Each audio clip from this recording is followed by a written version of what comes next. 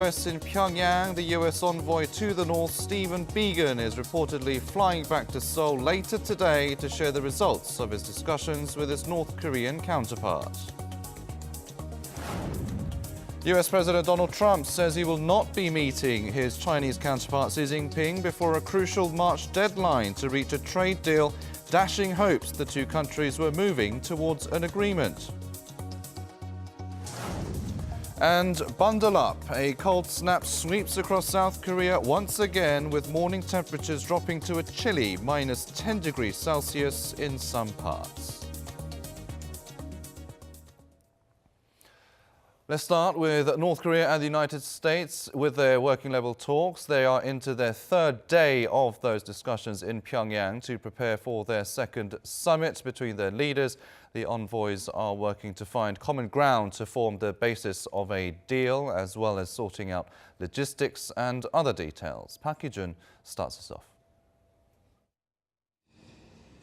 Day 3 of nuclear talks between North Korea and the U.S. in Pyongyang. The U.S. Special Representative for North Korea, Stephen Biegun, is negotiating with his new North Korean counterpart, Kim-chol, the former ambassador to Spain, about what would presumably be in a deal signed at the next summit. They're aiming to define the steps that North Korea needs to take towards denuclearization, for which the U.S. would offer corresponding measures. And that will lay the groundwork for the two leaders' joint statement. The North could dismantle its plutonium and uranium enrichment facilities, including the Yongbyon nuclear complex. And it could also offer to destroy its ICBMs. In return, the U.S. could offer to set up a joint liaison office in Pyongyang, declare an end to the Korean War, and provide humanitarian assistance. But the key would be the removal of economic sanctions. The negotiators are also likely finalizing the venue for the Kim-Trump summits. President Trump has announced the summit's date and general location, Vietnam, but he did not elaborate on whether it will be in the city of Hanoi or Da Nang. And because there's less than 3 weeks to go until the leaders meet, the two sides are also likely sorting out the general logistics. It's unclear how long Biegun will stay in the North Korean capital. The negotiations have already been extended from the 1 day announced by the State Department.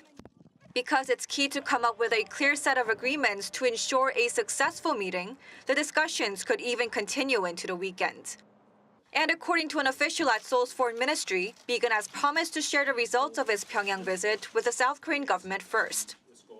That will likely mean briefing his South Korean counterpart, Lee Do-hoon. Park Hee-jun, Arirang News.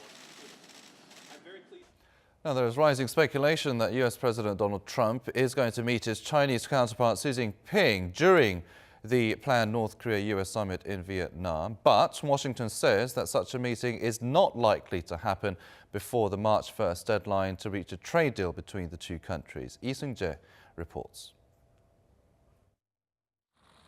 Speculation that U.S. President Donald Trump and Chinese President Xi Jinping will meet in Vietnam was shut down by U.S. officials on Thursday, who say it's unlikely the two leaders will meet before the March 1st deadline set by the two sides to reach a trade deal.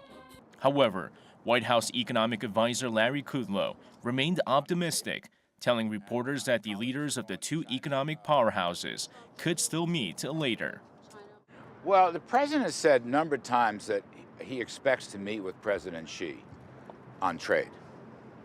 When and where is totally up in the air at the moment.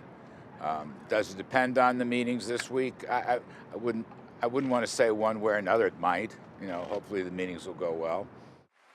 President Trump on Tuesday, during a State of the Union address, said any new trade deal with Beijing must include real structural change to end unfair trade practice, as the U.S. continues to press China to make major reforms.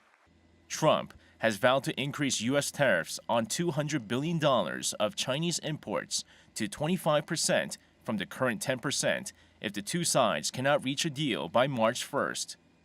Watchers say the U.S. does not want to hold talks with China in Vietnam to show that its focus currently lies on the hotly anticipated second summit with North Korea. They add that any misunderstandings that could arise from meeting with China in Vietnam could lead to a negative impact on denuclearization talks with North Korea. From the upcoming second summit with North Korean leader Kim Jong-un to the March 1st deadline, The next few weeks will be intense for Trump and his administration. Lee Seung-jae, Arirang News. Now, let's come back to the Kim-Trump summit, which is set to take place in a matter of weeks. While anticipation builds as to what kind of results the two leaders could produce, some experts are skeptical the talks will lead to any serious breakthrough. Kan Hyung-woo has more. Considering how historic the first summit between Kim Jong-un and Donald Trump seemed last June, there's been remarkably little progress since then towards the North's denuclearization. With only about 20 days left until their second meeting and talks ongoing to narrow their differences, experts say it might be too much to expect what people are calling a big deal. So at this time that it's already February and we are expecting the summit at the end of February. So there is physically not enough time for the working level negotiations to prescribe all the details for the summit. Instead, the summit's biggest achievement might be both Kim and Trump officially announcing that the two sides will continue to negotiate at the working level to achieve the regime's final and fully verified denuclearization. Other experts point out that the two leaders would face a lot of criticism if they only come out with a small deal, so they might shoot for concrete deliverables in the limited time they have. Two countries, two leaders are under pressure about making a big deal. We'll see how it goes. It doesn't look very easy, but they're under pressure, so I think possibility is still there. Pyongyang wants the sanctions on it to be lifted, but Washington insists that won't happen until North Korea produces a complete list of its nuclear weapons facilities and commits to dismantle all of them under international supervision. So unless there's real progress being made now, the second summit between Kim and Trump could end up being a lose-lose situation. Kan Hyung-woo, Arirang News. The South Korean government has announced plans to spend almost $12 billion to develop the demilitarized zone. There will be programs to allow visitors to experience the two Koreas' culture, untouched nature and military life. Oh Jung-hee has more on the transformation to come along the border area. With the goal of having the Inter-Korean demilitarized zone as an ecological peace zone, Seoul plans to create several tourist spots along the Inter-Korean border. South Korea's Ministry of the Interior and Safety announced Thursday that it's investing 13.2 trillion won, or roughly $11.7 billion to run a total of 225 projects until 2030. These projects are mainly to foster the development of the border areas which had been hindered until now by regulations. But the purpose is also to lay a foundation for future interactions and exchanges between South and North Korea and to boost tourism. To introduce a few, a 456-kilometer-long walking trail will be created to connect 10 cities between Ganghwa District and Goseong County in Gangwon-do Province. The tourists will be able to experience each region's unique culture and history and witness the reality of the two Koreas' division and the current peace momentum while taking a peek at untouched nature. A center for experiencing the two Koreas' cultures will be established in Cheolwon County. In addition to these, since the two Koreas are lowering military tensions and removing guard posts at the DMZ, the government says it'll also set up spots for visitors to experience what it's like to be in the military. The government expects these and other programs to contribute to improving inter-Korean ties, boost economic growth in the regions, and create jobs. Oh Jung-hee, Arirang News. Officials from Hyundai Asan are heading to North Korea's Geumgangsan mountain today to celebrate the 20th anniversary of the firm's establishment. Hyundai Asan is the arm of Hyundai Group that invests in North Korea and ran tours to the area for almost a decade. They'll be staying at Geumgangsan until Saturday, looking back on the journey of inter-Korean economic cooperation. Hyundai Asan was set up in 1999, so a year after the tours to the North Korean mountain began. But the project was suspended in 2008 after a South Korean tourist was shot dead near the resort. Seoul's Unification Ministry, while approving the visit, noted that the trip has nothing to do with resuming the tours. 100 years ago on this date, Korean students in Japan issued a declaration of Korea's independence from the Japanese Empire. That declaration was a catalyst for the historic March 1st independence movement that occurred a few weeks later.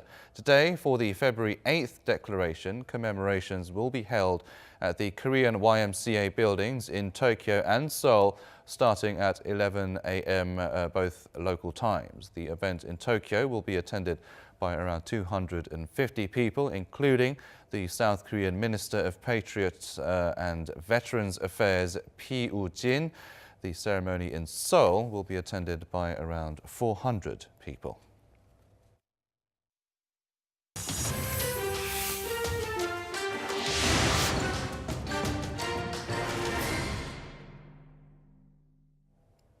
There has been yet another medical scandal in China. This time, thousands of blood plasma treatments are suspected of being contaminated with HIV. For more on this and other stories from around the world, let's turn to our Seoul. So, Seoul, I understand there has been some public confusion over this issue.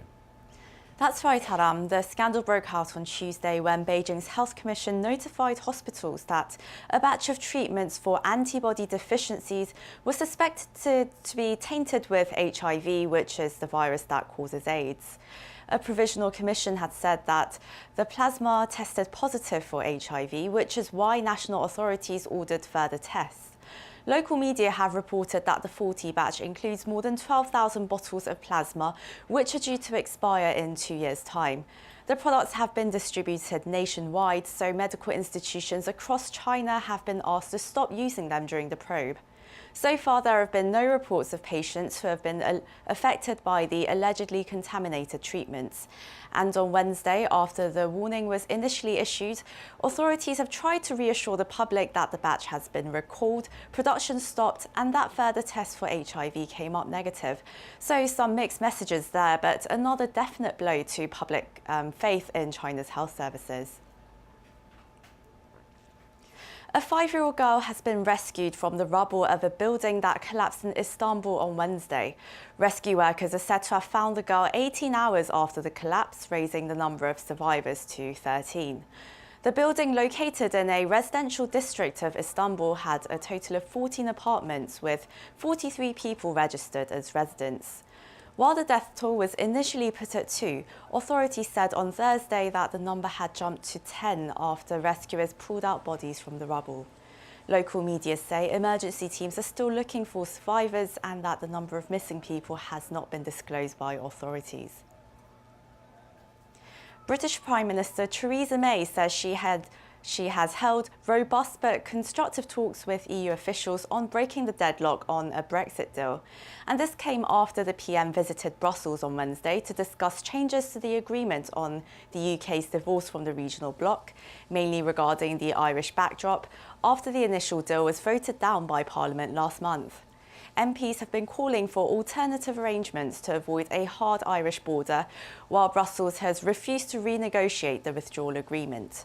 According to British media, May has pushed for legally binding changes, which EU officials have so far resisted. European Commission President Donald Tusk later tweeted his meeting with May had seen no breakthrough, but that talks would continue.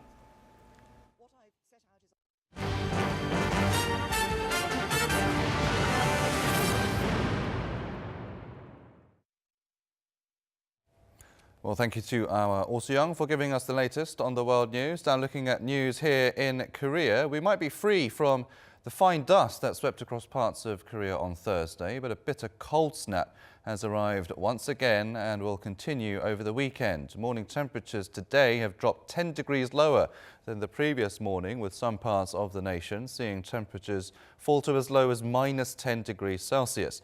Some parts of the nation, including the capital Seoul, saw dry air advisories come into effect also, and those are expected to continue through today. Korea's foreign exchange reserves rose to a fresh high last month, mainly due to a weaker dollar. Data from the Bank of Korea shows FX reserves came to just over $405 billion in January, up almost $2 billion from the month before. The total value of Korea's foreign currency holdings has been on the rise for 3 consecutive months. The central bank attributed the increase to a depreciation of the greenback, which means an increase in the value of other currencies when converted into dollars. In general, FX reserves are held to back up the national currency in case of a devaluation. As of the end of December, Korea had the 8th biggest FX reserves in the world, with China topping the list.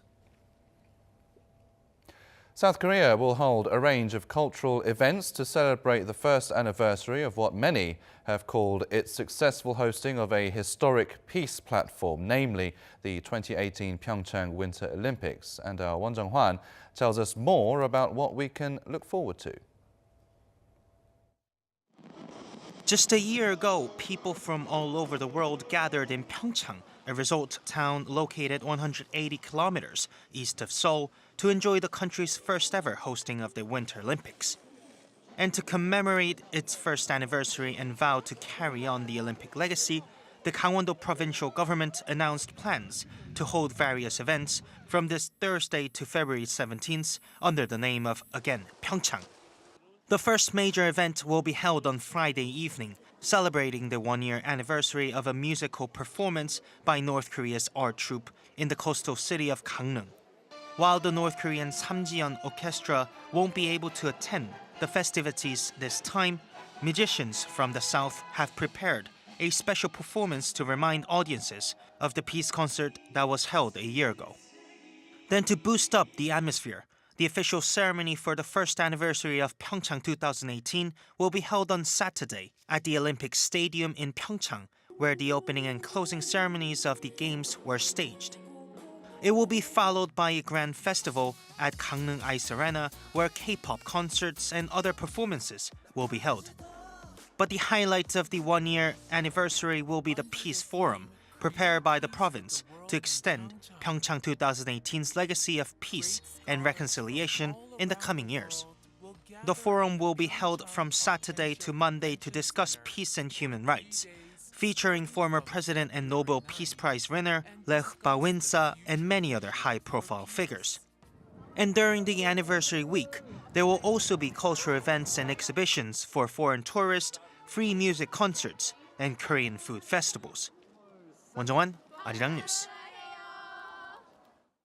Now, staying with Olympic-related news, the International Olympic Committee will hold a meeting with delegations from South and North Korea later this month to discuss the arrangement of the unified Korean team at the 2020 Tokyo Olympics. According to the IOC, the two Koreas will each send their Olympic Committee chairs and sports ministers to the meeting in Lausanne, Switzerland on February 15th. On Thursday, the Blue House held a National Security Council meeting to examine measures for that IOC meeting.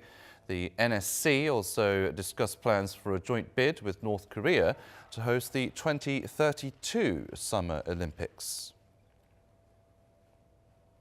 South Korean football legend Park Ji-sung has been included in FIFA's squad of superheroes to promote this year's Women's World Cup in France. FIFA said on Friday that 23 footballers from around the world had been selected based on what it called their distinctive superpowers. Former midfielder Park Ji-sung, who retired in 2014, was noted for his remarkable endurance levels during his career, which earned him the nickname Three Lungs Park. The so-called Legends squad is made up of 13 women and 10 men who are native to the 20 countries that will participate in the tournament, which kicks off in early June. Leading up to the Women's World Cup, the Stars will attend nearly 100 events around the world, including the Trophy Tour, and they will also continue promoting women's football during the tournament. South Korean golfer Choi Ho-sung will make his PGA Tour debut this Friday. His trademark fisherman swing has been a viral hit and helped him gain a faithful following from across the world. And as our Seo Bo-bin explains, there is more to him than a unique stroke. 45-year-old Korean golfer Choi Ho-sung is making his PGA Tour debut this Friday at the AT&T Pebble Beach Pro-Am tournament. Choi has been the talk of the golfing world since last year when videos of his signature fisherman swing went viral on the internet. Choi had twice won tournaments on the Japan Golf Tour, most recently last November when he won the Cassia World Open. Choi is currently ranked 194th in the world. With no PGA Tour card, Choi got a sponsor's exemption to take part in the tournament at Pebble Beach. Choi's popularity was apparent when he arrived in the U.S. Online, golfer Ryan Ruffles posted photos taken with Choi, saying he'd met his idol. And NFL player Aaron Rodgers posted the Korean phrase for "Let's play golf." The PGA homepage even put up an article titled "Everything You Should Know About Choi Ho-sung." In a press conference, Choi has expressed pride in his swing, saying it's his contribution to golf and he loves it. The AT&T Pebble Beach Pro-Am tournament teams up pairs of professionals and amateur golfers. Choi's partners will be actor Chris O'Donnell and Aaron Rodgers, the football player. 서보빈, 아리랑 뉴스.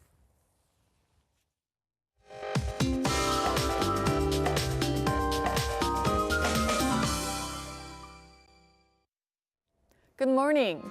Just when we thought spring might be on the way, mid-winter-like conditions are back again. So dress extra warm on your way out. Freezing temperatures will be with us for next few more days. That's through the weekend. And it's going to feel 3 to 5 degrees colder than what the thermometer actually shows, so stay bundled. A cold wave advisory is in place for most parts of the country, and Seoul is, of course, also under cold wave alerts. Now, the last time we had cold alerts in Seoul was the end of December last year. Meanwhile, the air is also getting drier as well, with dry weather alerts also in effect for some parts of the country. So be sure to drink plenty of water to stay hydrated.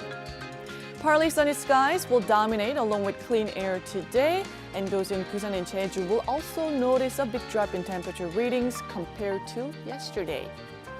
Temperatures, though, will gradually rise, and by Monday afternoon, we will notice much more bearable temperatures. That's Korea for you, and here's the international weather for viewers around the world.